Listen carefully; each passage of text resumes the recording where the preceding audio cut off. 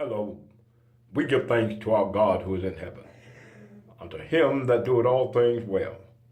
I want to come and to talk to you just but for a moment on the question that people often have, and we sometimes question, and we've had ourselves. The question of marriage. Whether we care to believe it or not, and even if we do not admit it, there are some marriages that have not been joined together by God. When there is no love one for the other, when the communication between the two people while joined and living together in the same home, and yet they are divided, they're supposed to be one in their relationship to God and one for the other.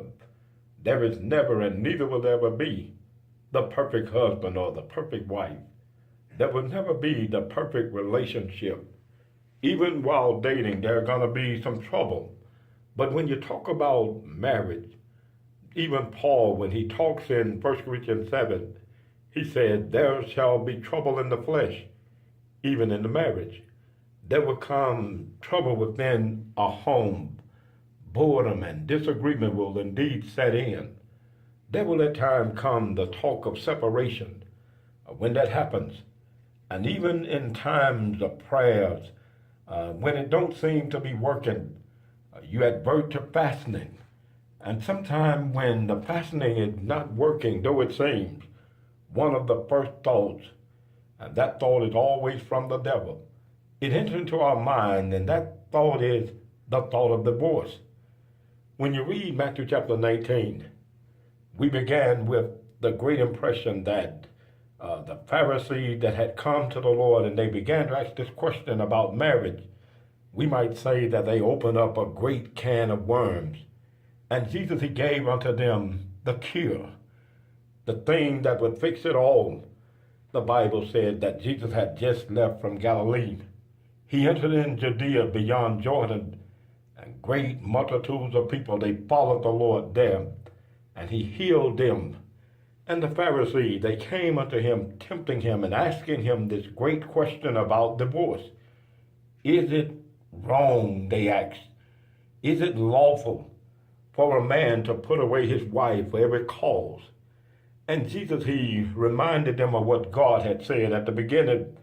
Have you not read that he that made them in the beginning, he made them one. He made them male and female. And for this cause shall a man leave from his mother and father's house, and shall be joined unto his wife, and they two shall become one.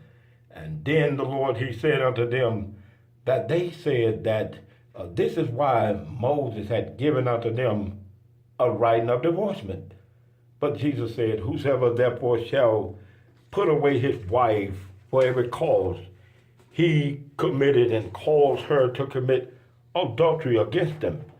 And then the Lord, he reminded them that whosoever married the one that is put away, do also commit adultery. The disciples, they came to the Lord and they began their questioning. And they said unto the Lord, well then, Lord, if that be the case, then it's good that a man do not marry. And Jesus said, all men cannot receive this saying. But there are some that were born eunuch. Some were made eunuch by men. Others became eunuch because of the kingdom of God's sake. They wanted to go out and to live the life that would please the Lord the most. And this is why some people in their lives and their relationship, they choose to remain single. They choose a life of celibacy. They don't want to.